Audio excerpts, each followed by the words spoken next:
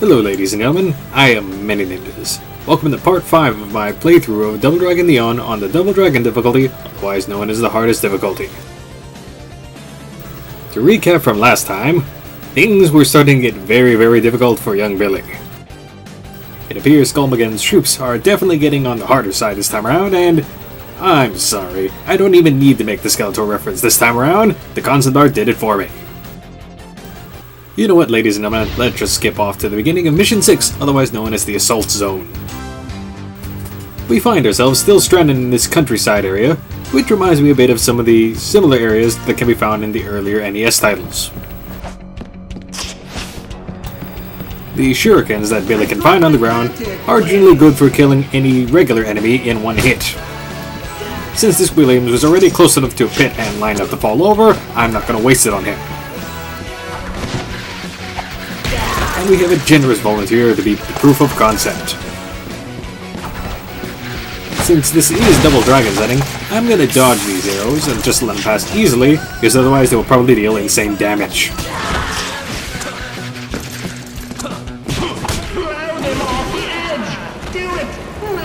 As you can probably guess, you want to hang back on this particular segment because those blades will hit you and knock you straight into the pit, and likely to your instant death.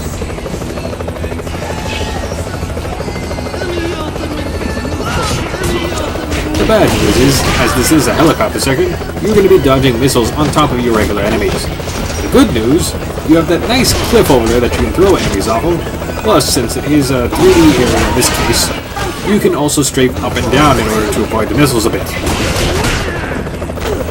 With the enemy selection that this game will be throwing at you at this point, you're going to need that extra dimension. It also doesn't hurt that you can still lure enemies into the missiles path fairly easily. In hindsight, I probably should have kept a little more to the left of the screen. That way, the throw that I'm about to attempt on Shun would have actually succeeded in tossing her off and ending the whole thing right in there. After completing that wave of enemies, we have another little missile dodging segment. Pretty much the same fare as the last time, only in this case, you can move up and down as well. Although realistically it isn't needed since it's going to be kind of in rows. Kind of alternating along the way as you see here. Some fancy dodging will get you through the segment unharmed.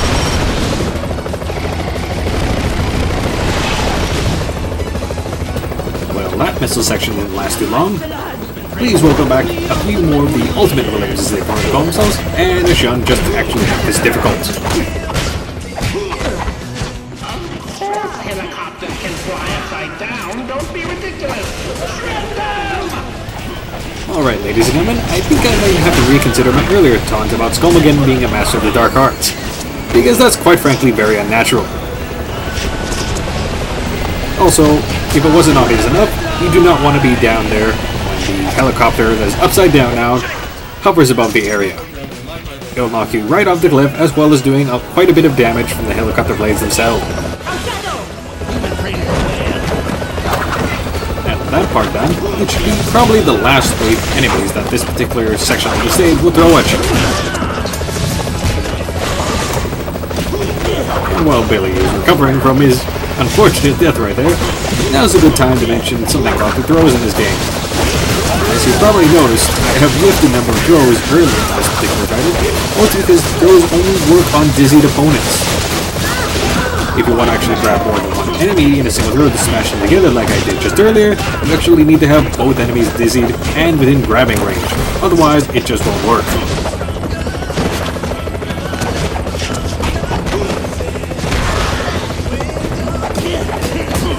And once again, young Billy has been saved by the boomerang, otherwise known as the mightiest weapon in Double Dragon Neon.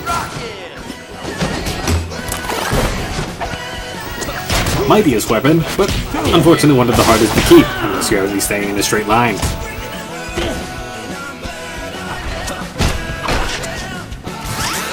Really? That really should have fallen into the pit, harmlessly. Oh well, he was just about dead anyway. And this should be interesting. And she actually managed to survive that.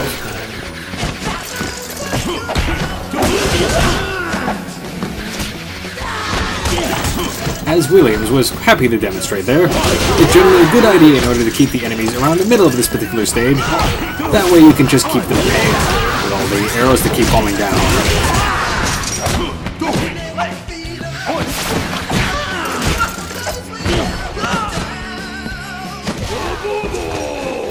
A strategy which is really good when the Abobo starts setting.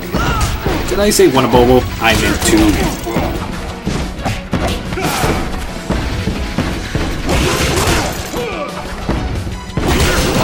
Side note, I'm not quite sure how the hairpick managed to stick to a hatch.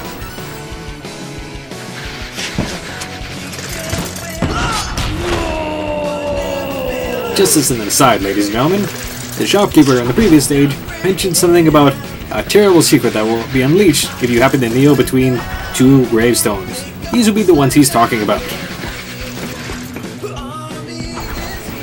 Without going into too much detail of what the secret exactly is, it's pretty much something you'd only want to use if you happen to be having a lot of difficulty in the game, or if you're really just after the achievement that's related to it. Stepping back into the game itself now, Billy finds himself in a tight quarters area where he is being confronted by a number of Williamses, a few shuns that will be showing up, as well as perpetual arrow fire. The general premise of this area is that you manage to keep yourself underneath the protective awnings there, while leaving the enemies exposed for a few cheap hits. While it's generally easy to keep the Williams out in the air range, keeping Shun in place tends to be a bit of a harder job.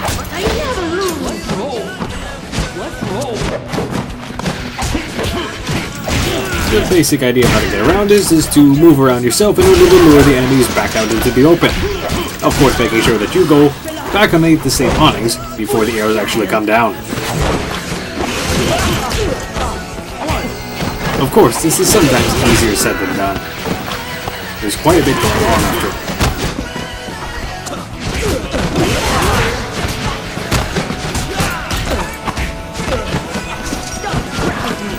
Thankfully, this particular segment only lasts about a wave or two. And there we go.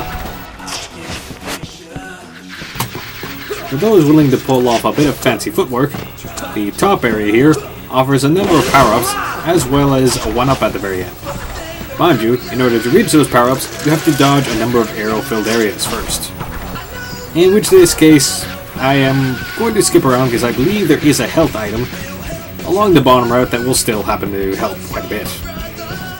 Behold, Lee Brothers, my least vincible creation, this giant tank!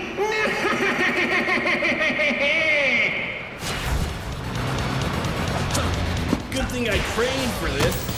Okay, I turned out to be very wrong about the health item.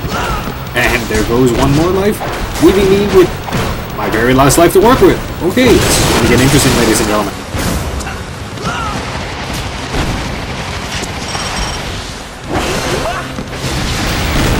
And on this particular difficulty, there seems to be a lot more to dodge.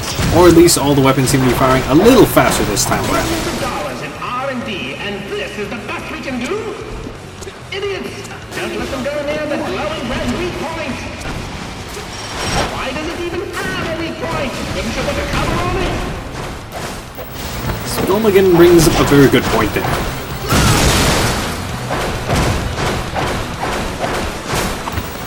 Well, yes, I could just go ahead and toss the barrel into the glowing red weak point.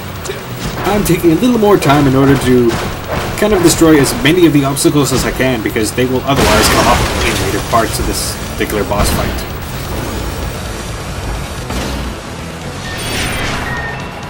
We're running out of options! Bring back the helicopter! The benefits of having taken the time to knock out as many things as I could, minus the steam bender too, is that my next ascent is a lot easier this time around, minus the helicopter's missiles.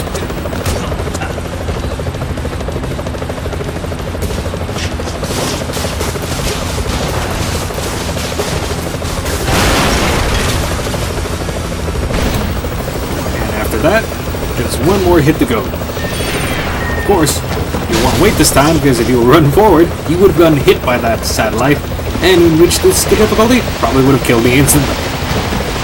Unfortunately, in order to compensate for the lack of weapon beforehand, now there's these little vertical missiles that, fortunately, you can't actually destroy at this point. So you kind of have to play a little bit of dodging in between the dodging and the Killer Copter's missiles.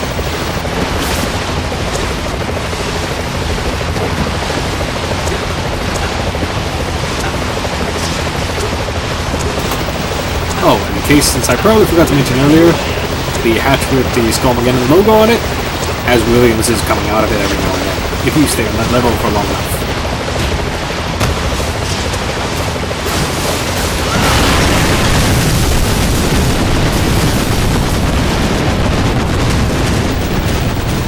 And down goes the giant tank. Just in time too, because I didn't have much health to spare.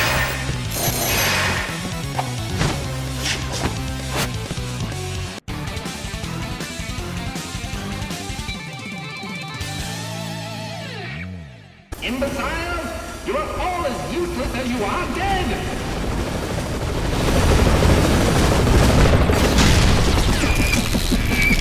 And I do believe Skullmageddon will not be getting the deposit back for that rental now.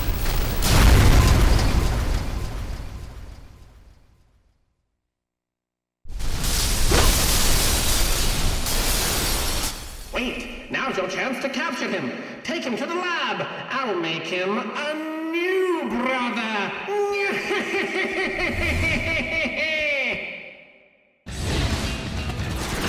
And that's the end of Mission 6. Next time, Mission 7, which will be some kind of lab.